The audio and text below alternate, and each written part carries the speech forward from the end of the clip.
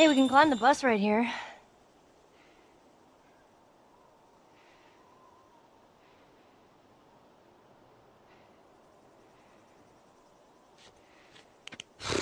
Okay, we need to lighten the mood. Ready? It doesn't matter how much you push the envelope, it'll still be stationary. What is that? It's a joke book. No pun intended. Volume 2 by Will Livingston. Let's keep going. What did the Confederate soldiers use to eat off of? Silverware. Uh-huh.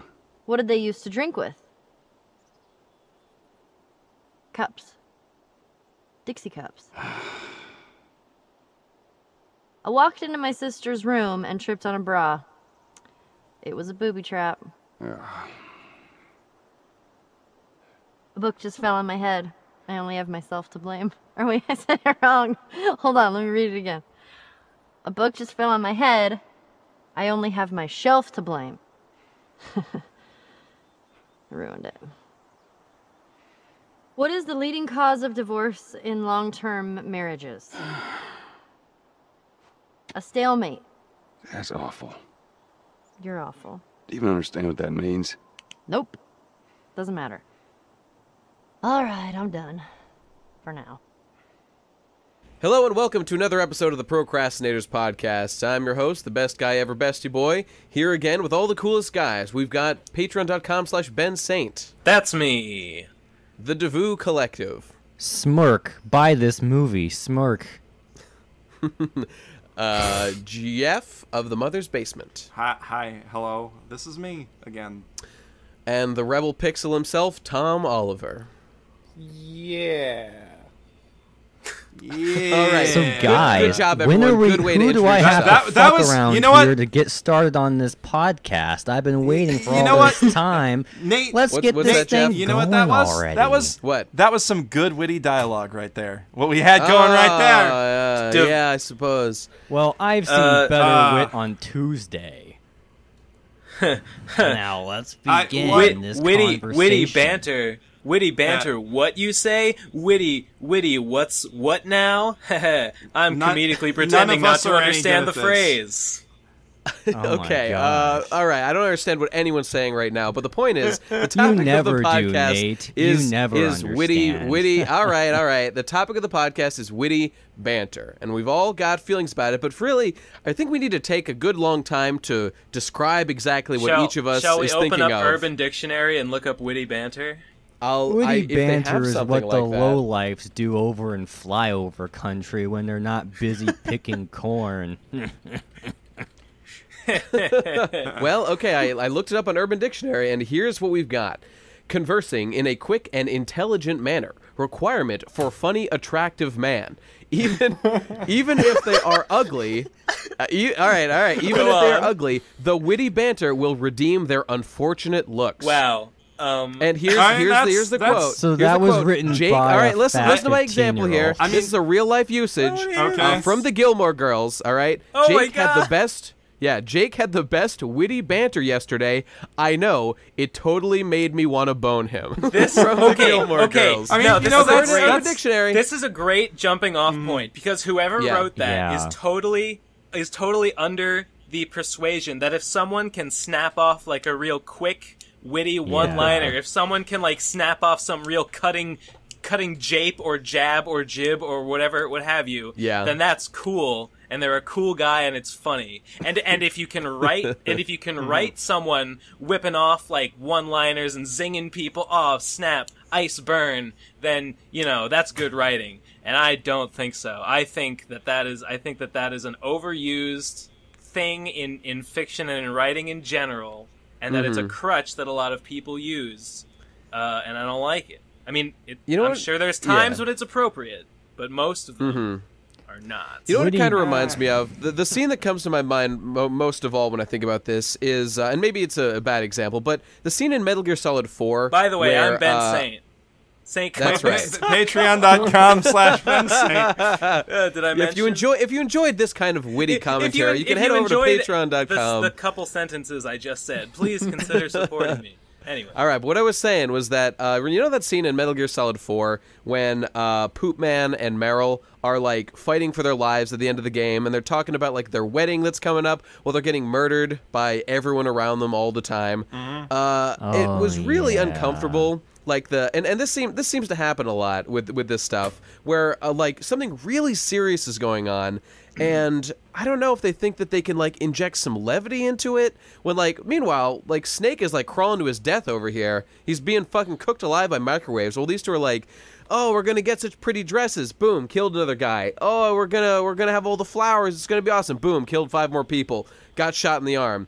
It's it's not something you can just slap on top of something to just like enhance what's going on. In Metal Gear Solid, that is kind of to an extent the point, because Metal Gear Solid is, I mean, it's part Hideo Kojima's crazy fucking fever dream fantasy about what's really going on in the world and all the context is always important. Conspiracies. But the other thing that it is it's a send up of action movies, right?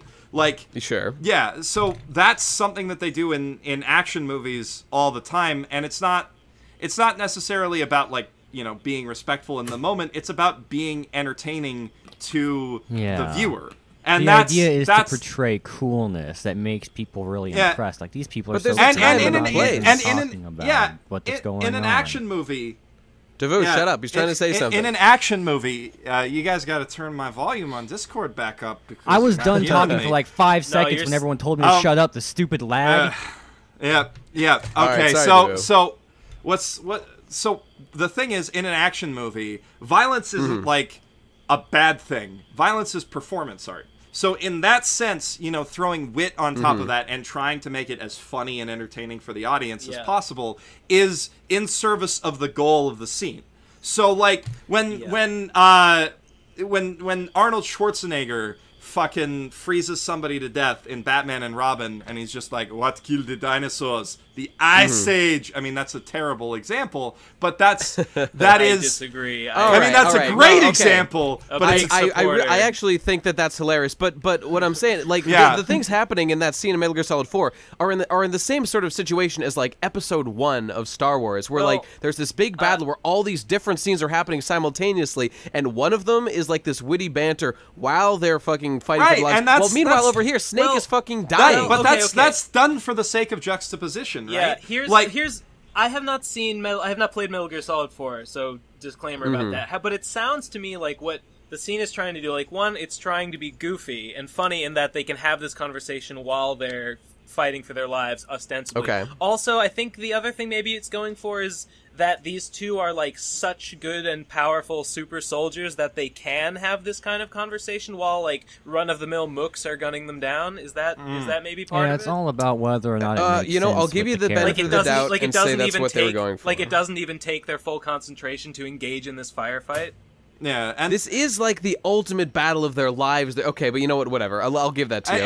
Right. And fair enough. That's meant to be the comedic side of it, right? Like that's a common thing in film, to juxtapose something that's goofy and lighthearted with the most serious moment of the film in order to elicit, like, in order to take people on like an emotional roller coaster and keep them engaged. Like, I don't know if you've seen the movie Cloud Atlas.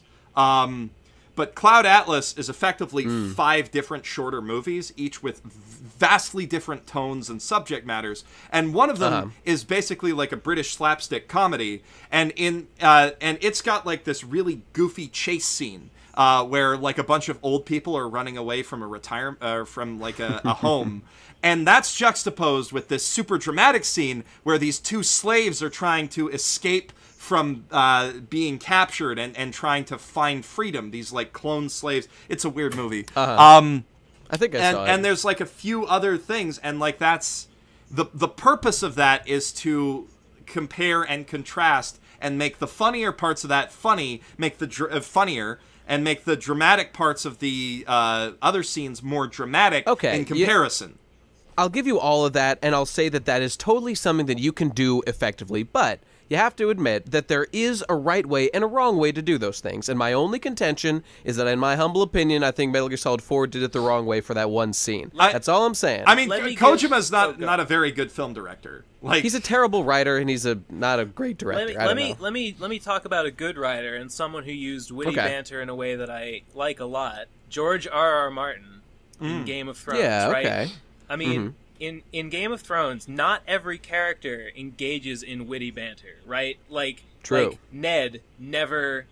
I think at some point Ned even thinks to himself, like, "Man, I can't do this this sparring with words that everyone does here in King's Yeah, Landing. yeah. It sucks, and I Yeah. can't do it, and I hate it. Let's just get on with what we're doing here." Like, Tyrion is this kind of snarky guy who doesn't have any respect for anyone and just sort of will flippantly say what he thinks all the time. And people like Varys and Littlefinger are these kind of like crafty dudes who like engage in all these, court politics and stuff, and they're always like trying to advance their station with like a well-placed word and a whisper and whatever. So like those kind of characters do have this sort of witty banter, but then other characters like Brienne is like dumb Yeah. as a stump and could never in the books anyway. Hey, She that's didn't- misogynist. No, in the book she's so dumb, and she's also my favorite character. She's not that dumb. she's- I don't remember okay, that. Well, to me, she comes off as pretty dumb in the books, but in a Oh, cool way. doesn't George R.R. Martin say at some point that she's supposed to be really dumb or something? I don't In, like, know. A, I know whatever, he never called mind. Victarion dumb as a stump. Oh, right, that's what it was. But, okay. but anyway, Yeah, like it's she all would about- never engage in that. The Starks generally wouldn't.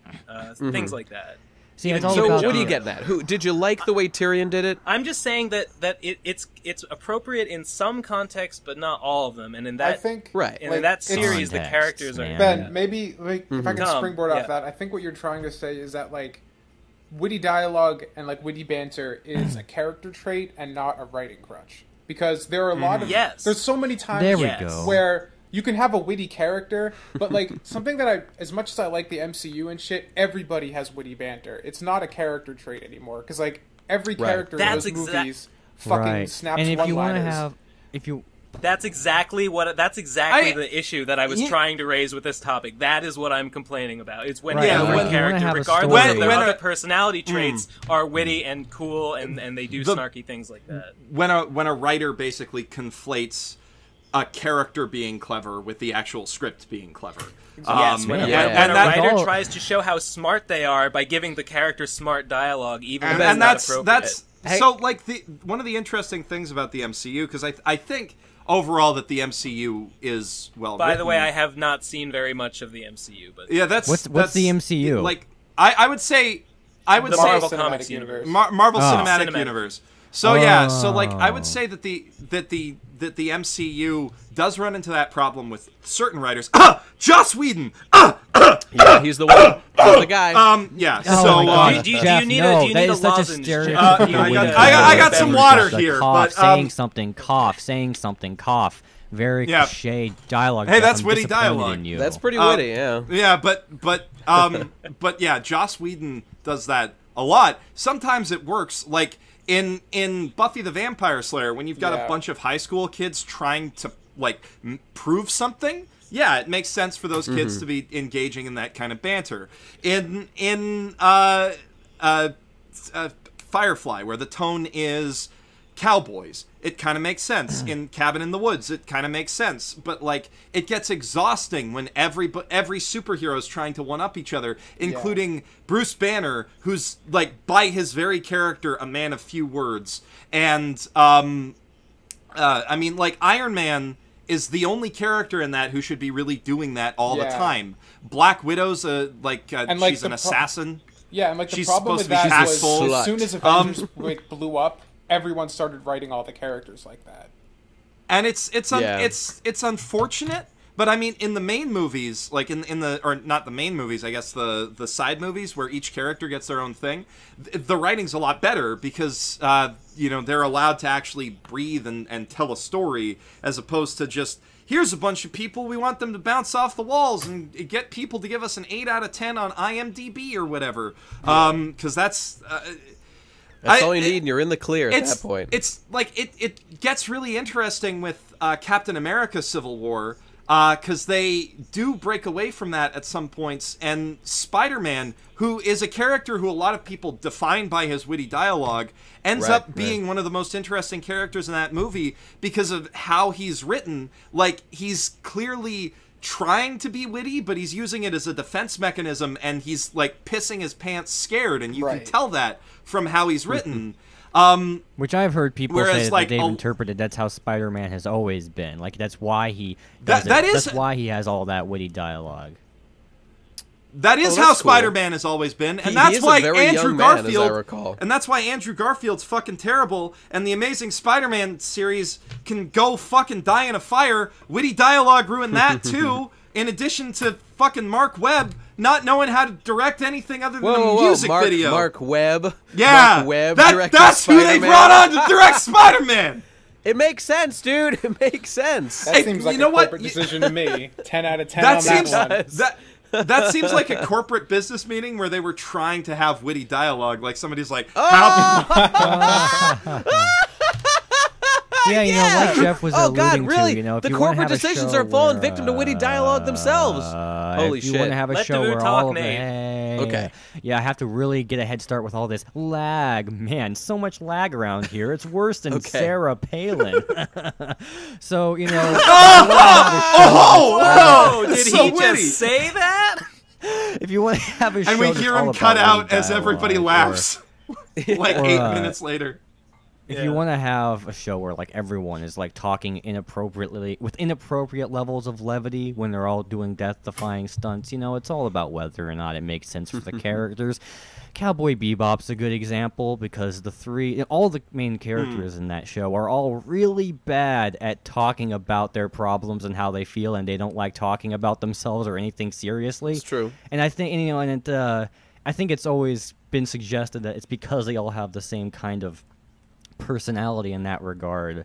That's kind of what makes them naturally team up in the first place, and the fact that they all smoke. You see, there's these natural causes for the witty dialogue to happen. Now, it's part of the story, and that's what wit is all about. We say witty. Witty means smart, intelligent, creative. But at some point, some witty, intelligent, creative person invented dialogue where all the characters were taking a bunch of rhetorical jabs at one another back and forth, and everyone associated that with witty, and then proceeded to copy it in a way that wasn't witty at all. It's like if you ever listen to there was Rotten Tomatoes had a show. They had like a web show where they would like play a bunch of people trying to do the stereotypical film critic type of reviews for a movie in a montage, and it was all a bunch of witty dialogue like, these two people didn't have very good performances. It was about as good as a deflated balloon. And it wasn't very witty at all. That's cool. So what Yeah, you're saying is yeah. witty dialogue, as it stands today, is not very witty. Yeah. Sounds like you say that the definition has morphed a bit, and what we perceive now is not. I mean, I suppose I suppose I'd like to think that the origin for all these was because it was in keeping with the way that we wanted the characters to be portrayed. But perhaps now, you know, like with the Marvel Cinematic Universe, it's more about.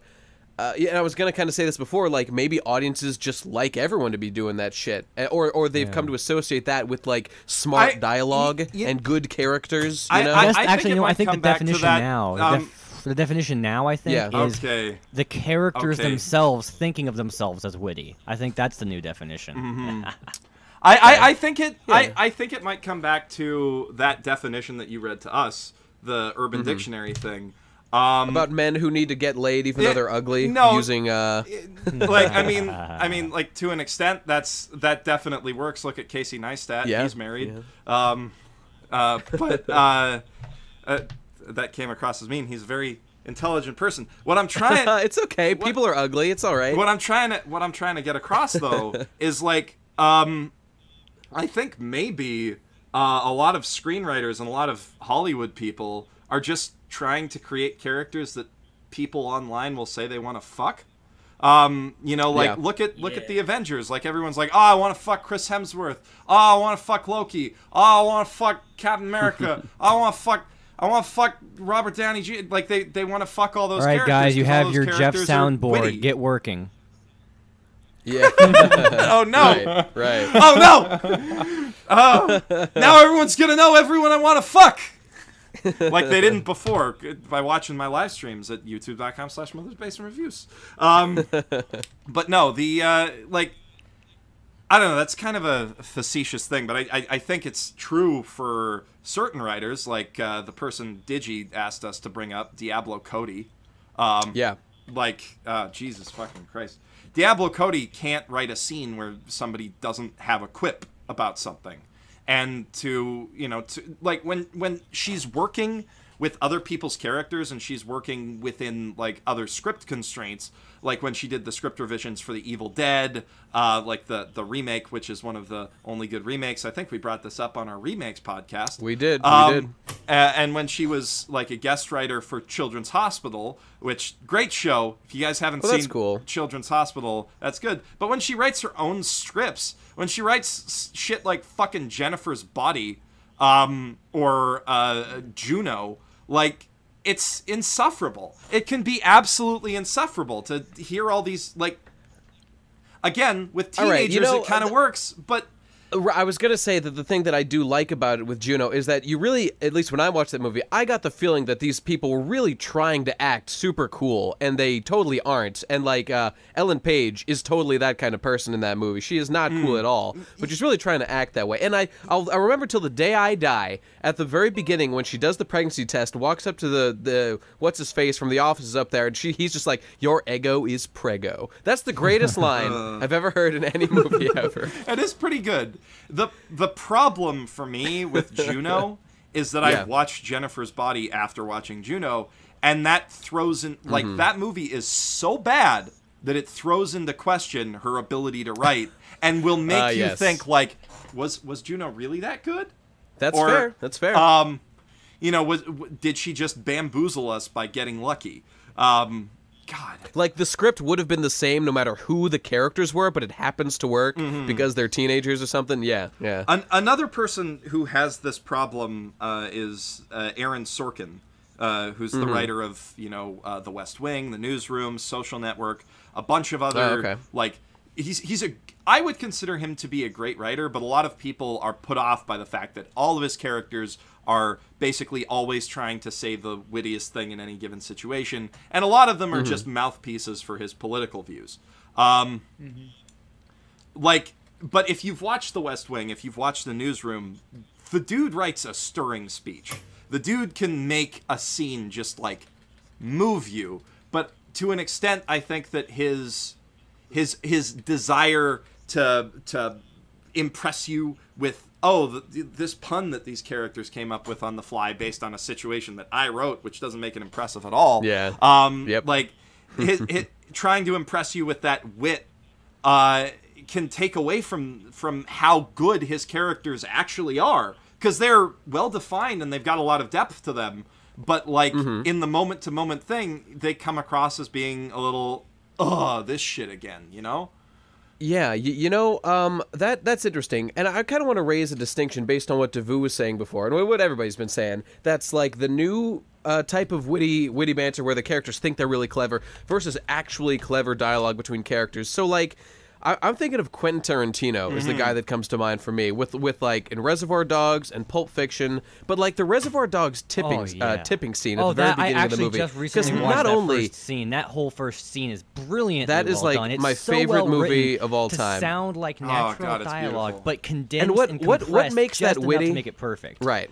Yeah, it's witty. I mean, what the guy makes that writing so is witty? witty, and the characters themselves are also witty. Everyone is witty. The writer Right. and the characters. That's are all what doing I'm a great saying, job. because the thing is, in the scene, he's making an actually fairly persuasive argument as to why tipping is bullshit and you shouldn't do it. I mean, obviously, you know, not everyone's going to agree. This is this character's interpretation of what tipping is, which obviously comes from, you know, some element down in Tarantino that he's had this thought that tipping is kind of retarded, and it's being expressed with these characters, and they're all relating to it in a reasonable way, and it's totally good. And my favorite thing about that scene is that Mr. Orange is like, you know what, I'm convinced. Give me my $1 back. I'm not tipping anymore. Like, he convinces another character using this real life argument, and that's real wit. And I'm a little bit convinced by that too. That's a real witty scene that I love. I already had that guy's position. I mean, I do tip, but I totally agreed with his philosophy going into it. Even, yeah, man.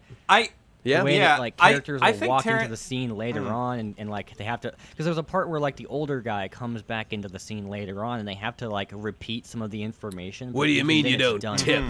Yeah, but it's Yeah, done in just yeah. such a way to where I- it's even more funny to hear it all over again. It's great stuff.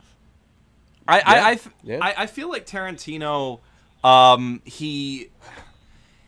his dialogue has wit to it, but that's because he makes every scene like about something as opposed to Yeah. just being about two characters bouncing off of each other. You know, another Like- great example of this is that scene in, I forget the movie. He wrote like one scene for this movie.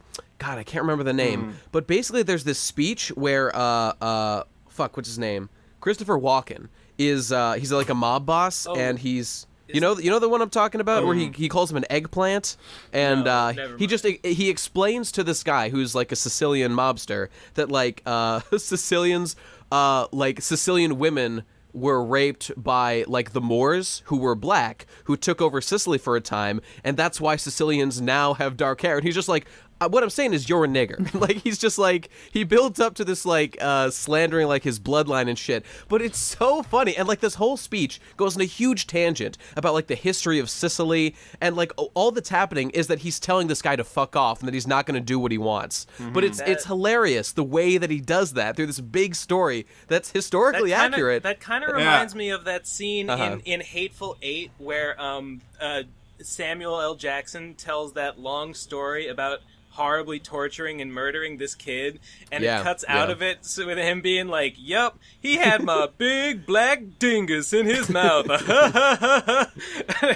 Great Oh best scene god, in the that movie. was Best that scene. was a fantastic It was quite a movie scene. and I a had fantastic mixed scene. feelings. I I don't know if I'd call it fantastic. It had its perks, I guess. I quite enjoy. I enjoy all of Tarantino's movies except for Death Proof because yeah, Haven't seen that one. That's his half of Grindhouse, and it's not great.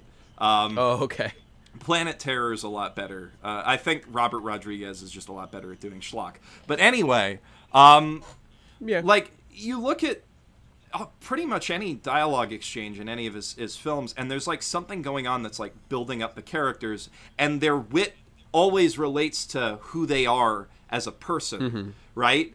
Yeah. And he frequently plays witty characters off against dumber characters who are also morally more in the right than them. You know, like if you look at, say, Inglourious Bastards, fantastic movie. The first scene of that movie is one of the greatest opening scenes in any movie ever, and just that conversation between Christoph Waltz and the farmer, you know, where he's saying all of this witty shit, and like the farmer's just sort of being meek because of the position that he's in, and also, you know, he's not this like he's not hyper educated, but at the same time you're relating more to the farmer's position, and it's less like, oh, look how clever this character is, although he is being clever. It's more like, look at this asshole, right? Look at how clever this Yeah, guy wants us to he's think he Like, smart. is. he's got so much He's power smart, over but he's this still guy, an asshole. intellectually, politically. He's got every advantage over the guy. So you kind of feel like,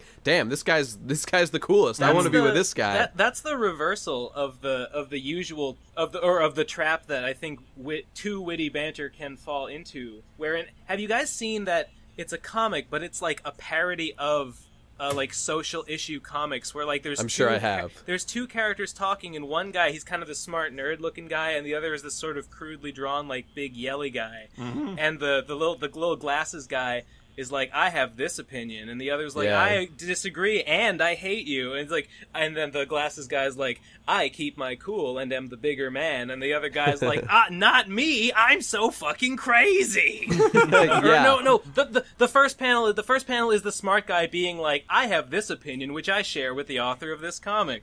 And the other guy's like, I have this alternate opinion that is you know, contrary. Right. So they're basically just like completely straw manning the other guy, the other It is- arguments, it is and yeah, you see that deliberately- all the time. Yeah, You see that all the time in webcomics and you stuff. You make a character that fucking that is Tumblr. arguing. That's all of Tumblr, basically. Yeah. Yeah. You make a character that you agree with and that you want the audience to agree with, and then you have him like try to look cool and be cool and like, get one over on the enemy and say something that really cuts him deep that the other guy obviously has no rebuttal for. You know what because, the perfect example the author of this didn't is? think of what a reasonable rebuttal Is it? might Are you be. thinking of Brian Griffin from Family Guy? Because he's exactly that character. But I mean, Brian Griffin is supposed to be full of shit because he's the stand-in for Seth MacFarlane, and yeah. like everybody who writes like that show uses Brian to make fun of what an asshole Seth MacFarlane is. Like the that's so sometimes. brilliant. the I never episode thought of it that way. Ha ha ha. The episode where Brian tries to be a stand-up comedian, for instance, is all about how shitty a stand-up comedian Seth MacFarlane is. Anytime that Brian expresses a political opinion like an asshole, that's Seth MacFarlane. Right, that's true. But yeah, the thing that those Tumblr comics remind me of is fucking the Mac versus PC ads and how those made me want to buy a PC. Oh yeah. Because fuck Mac. Yeah. Yeah. I always liked the PC guy better anyway. Yeah. Fuck that hipster asshole yeah, Mac exactly. guy. Exactly. He's like this Are you down guys to earth. familiar with the response ads that Microsoft did, where it was just they just I had, don't know, maybe. they just showed a bunch of people who own PCs going off being cool people living their real lives that don't have anything to do with computers. And I'm like, bravo, Microsoft, good job. Exactly. Yeah. I remember people Good hated one. those commercials too, like the tech sphere, because Yeah. I go on tech blogs all the time, and everyone's like, these commercials are so cool, and then like the PC ones came out, which were so much more like subtle and clever in response, and everyone's like, these are gay, they don't even show the computer.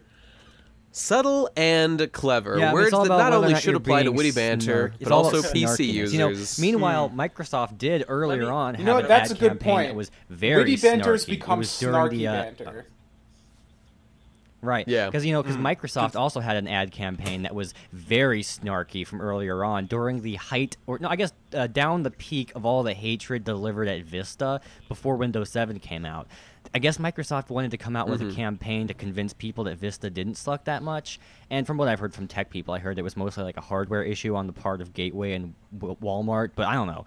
But Microsoft had these ads where they had real life non-actors come in to try out the new secretly fake Windows operating system known as Windows Mojave, and they interviewed people asking them what they thought of Vista, and everyone said, "Oh, Vista sucks. Well, I'm a normal dumb person. I think Vista sucks." Okay, now let's try Windows Mojave, and then they tried it, and like, this is great. I used it for 5 minutes, and I think it's really great. I'm an unpaid non-actor person, real life guy. How much do you like Windows Mojave? I love it. Well, guess what?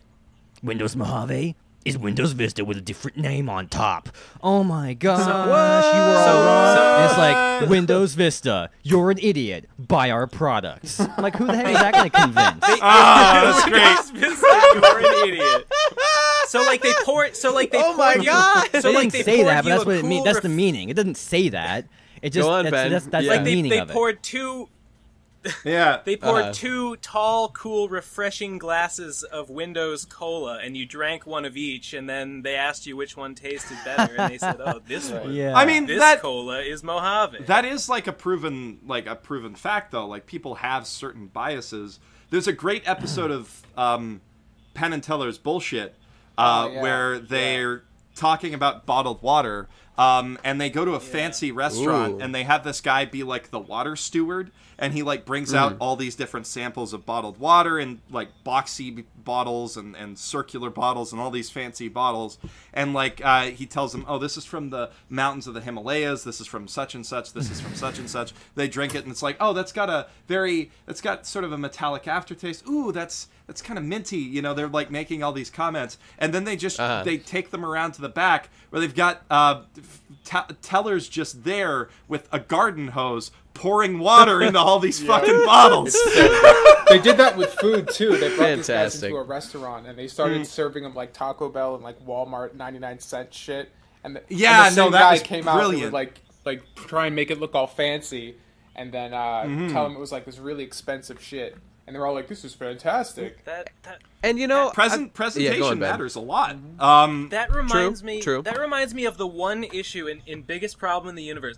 Most of the time I agreed with Dick, but the one thing that I was totally on Maddox's side about was his thing about expensive steak. And Expensive steak. Like, Dick Masterson swears that like paying like $60 for a steak is like I remember that. It's just not comparable to whatever, or like $100 for a steak. Well, you know, I don't Max he kind of swears that, conceded. he swears that there's some real tangible difference There- when you buy a really expensive steak. There is.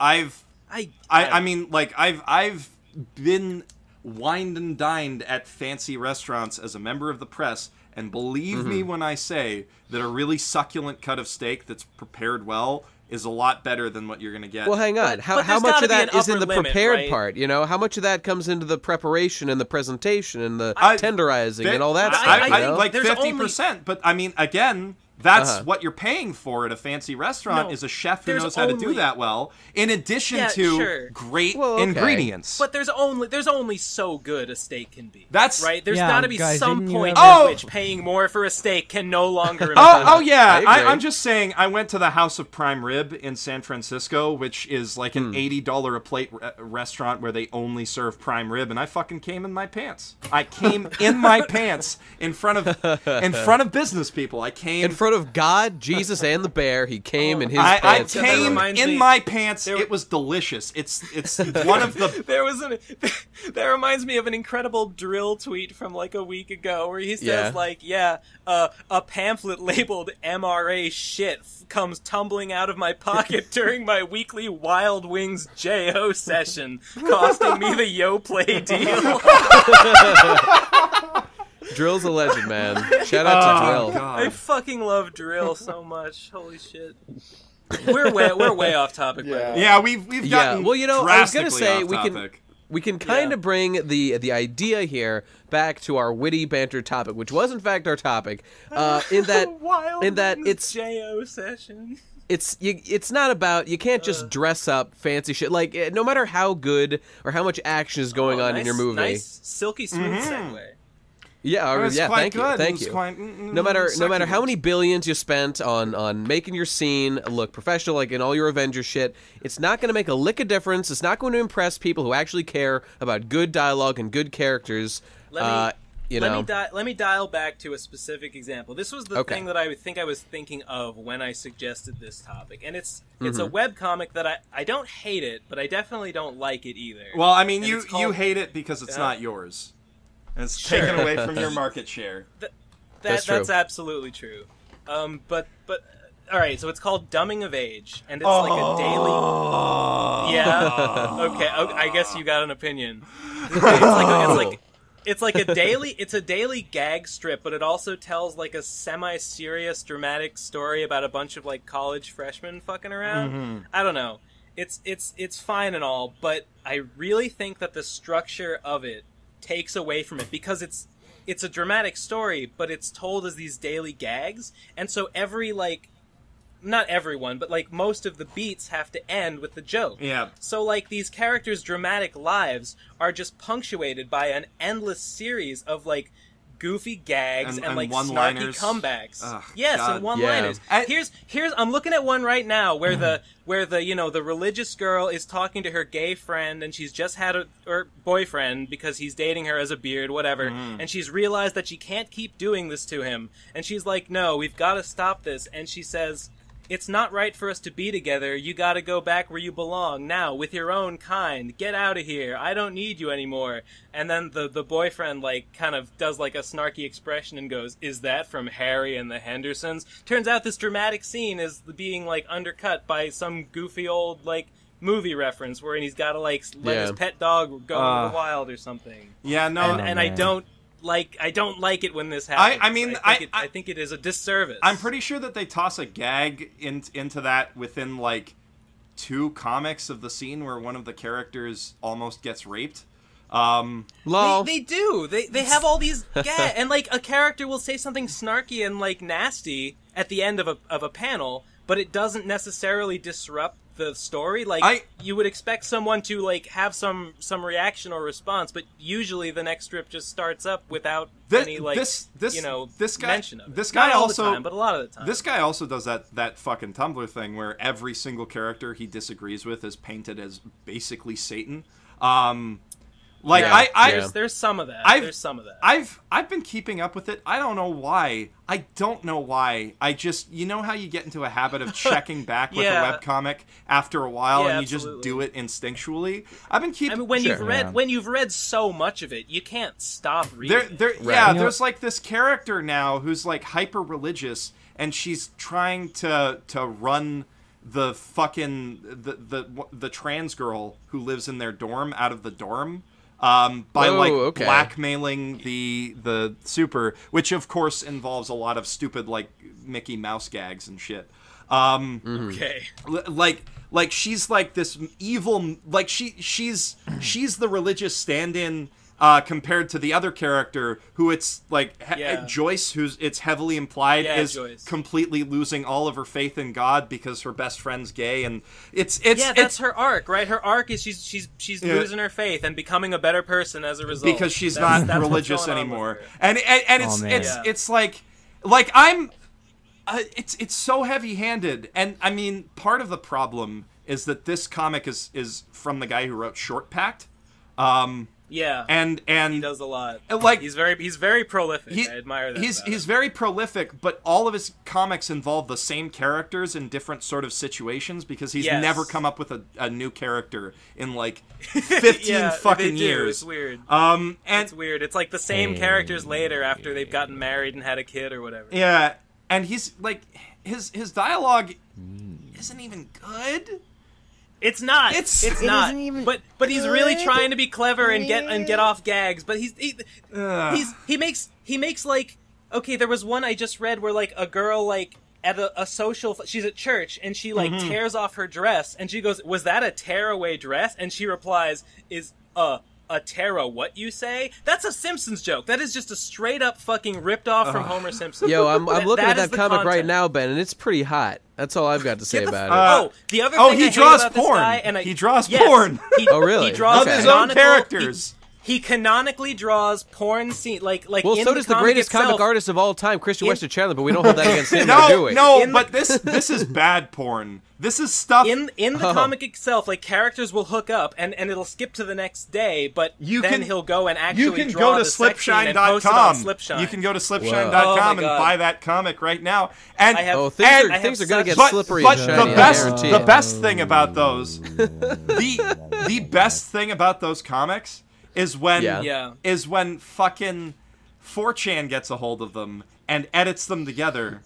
Oh yeah, of course. Oh my god. You see, that's where the magic comes in. I don't want to get into a whole thing about this, but I have really strong but conflicted feelings about creators like that who draw porn of their own creations like that. I really it really ties me up in knots, and not in like a sense that I necessarily hate it, but we know you would. I really feel weird about it.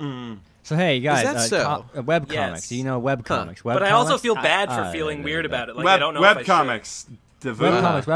Go on, I know what's up? A web comic that does not have snarky, witty dialogue is Cucumber Quest, the only web comic I've ever read. And it's still going. And all the characters, except for the main character. That's cool. All the characters are like kind of dumb or like not self-aware or like really impulsive and irrational in hilarious ways.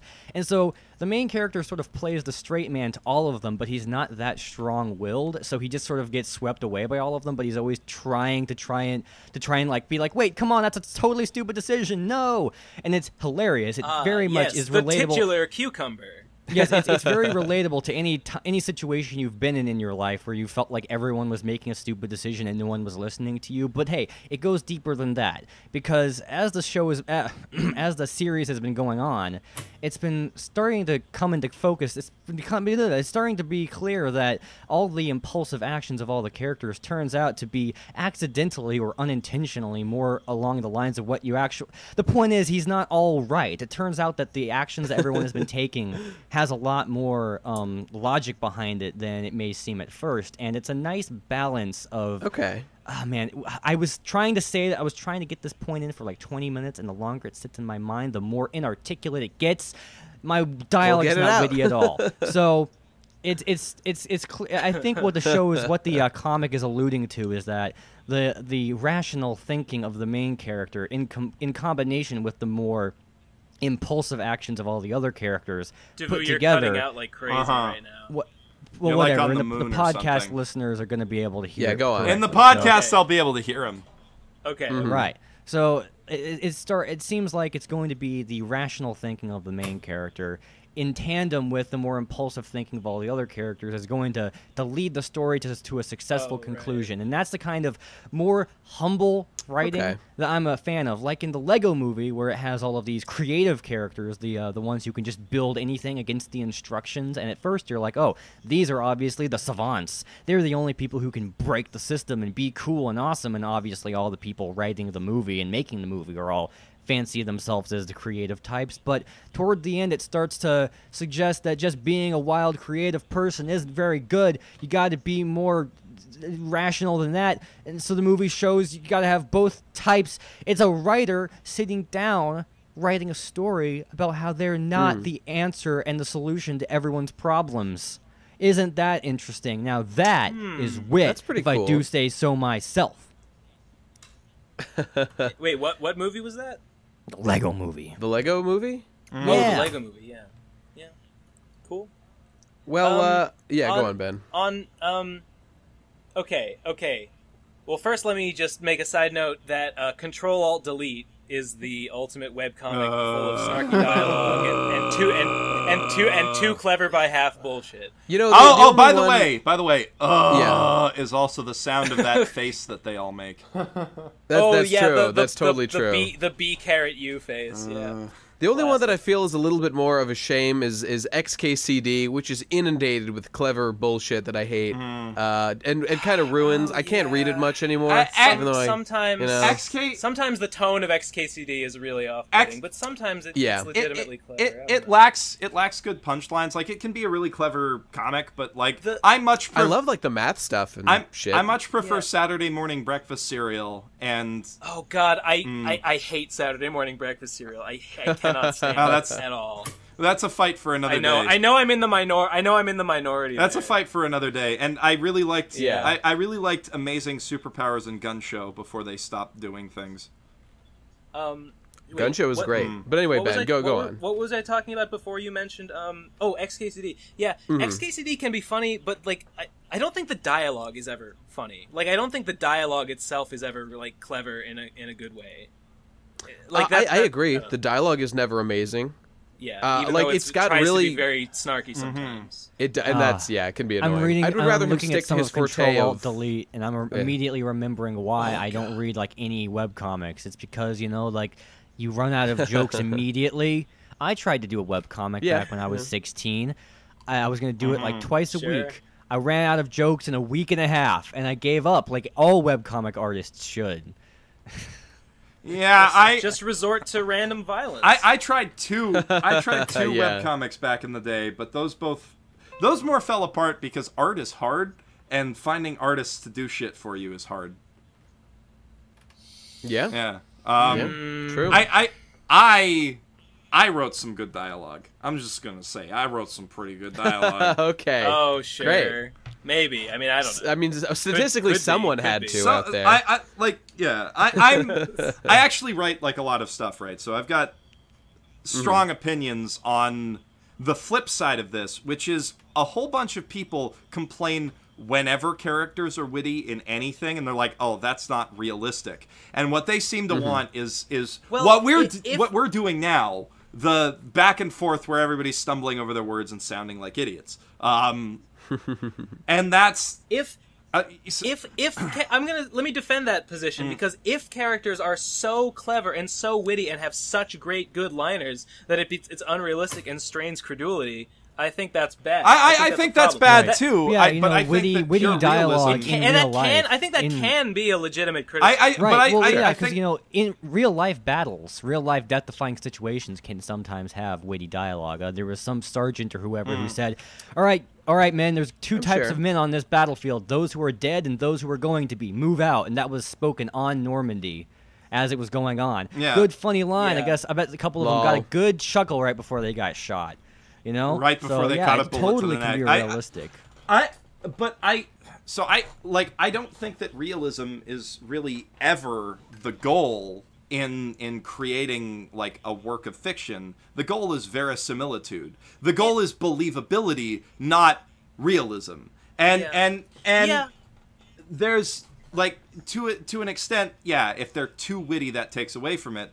But to the same extent, if people are stumbling over their words and using lots of filler words, that sounds awkward. That's not something people want to watch, and that sounds fake in its own way. Like a real real conversation, like- not improvised. Like somebody who took all of this dialogue and made people, like all of what we're saying right now, somebody who took that and made somebody rehearse it and deliver it, that would sound more fake than if they cut out all of the fluff bits and only hit the salient points and didn't have us dancing around the same points over and over again and just had us get to what we wanted to say.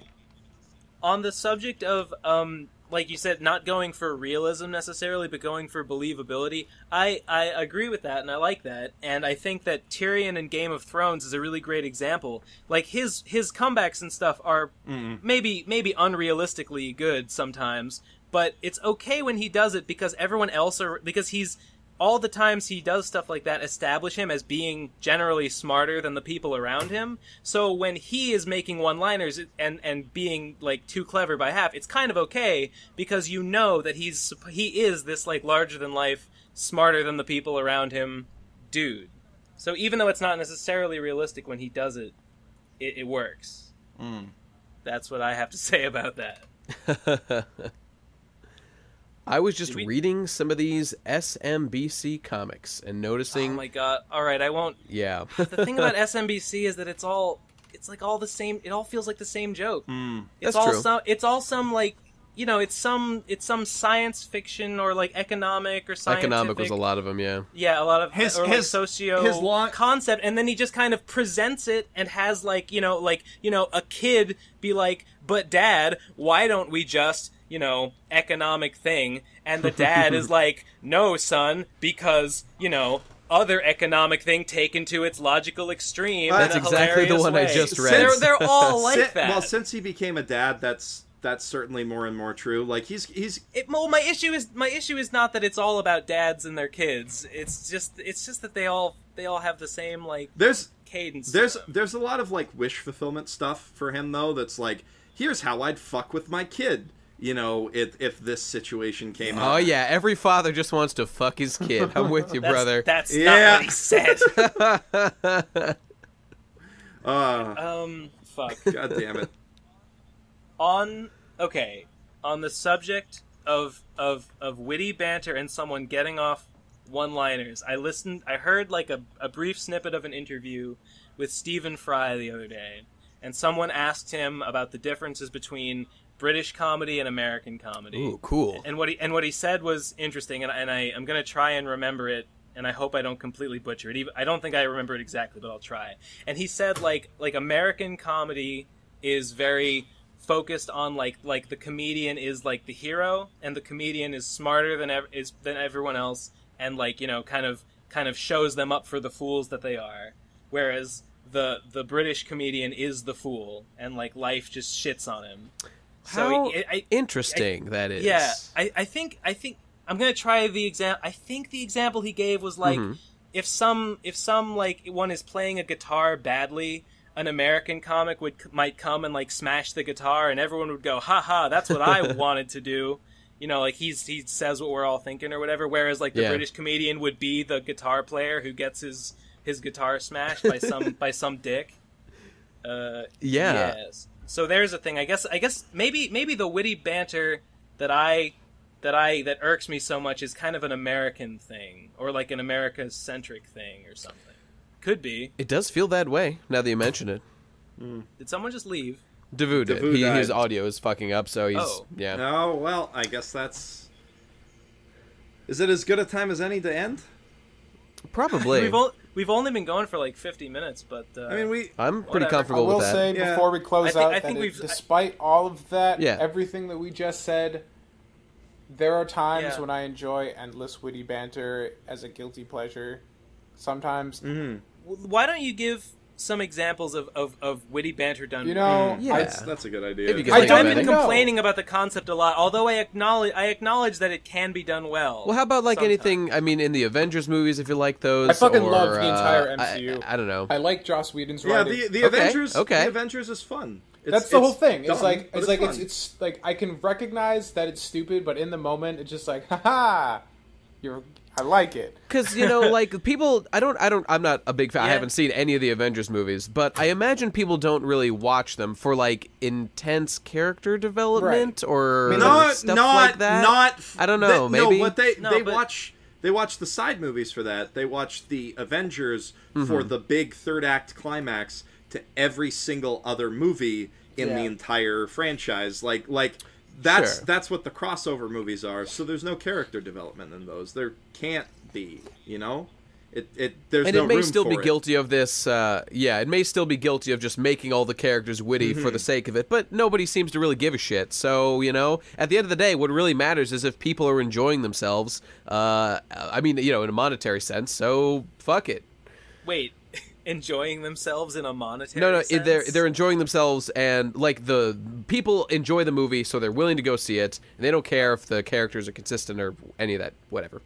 I mean, I think that truly witty, not quote unquote witty banter or dialogue or whatever, can only happen when it's occurring in a way that's consistent with like strong character development and I agree. characterization and stuff. And if like a witty line that's just in there to be witty and doesn't serve the purpose of the narrative or the character or whatever is bad. It doesn't matter how witty it is. It's bad and it shouldn't be there if it doesn't mesh with everything else that should be going on in the scene. Yeah, like something like where Sheldon walks up to Penny's door and goes, knock, knock, knock, Penny, knock, knock, knock, Penny, knock, knock, knock, Penny. She opens the door and she is a penny.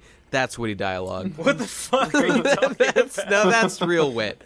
That's the kind of thing I want to see. All right, anyone have anything else, or shall we end it now? I think that's. Let's end it now.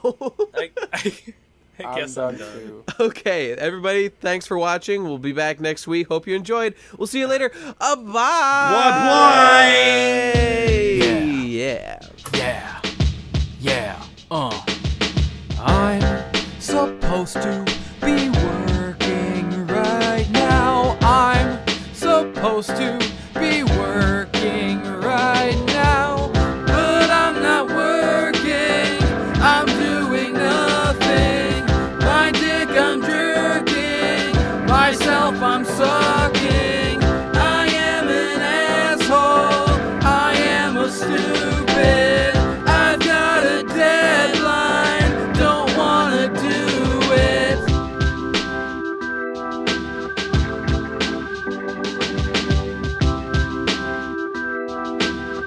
What the hell is wrong with me? I'm supposed to be making money. I'm supposed to be creating funny things that the people gladly will pay for. Artistic genius, that's what they came for.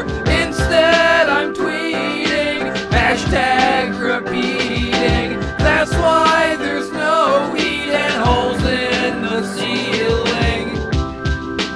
Yeah, it's quite the burden. It's a hard knock life, being a genius.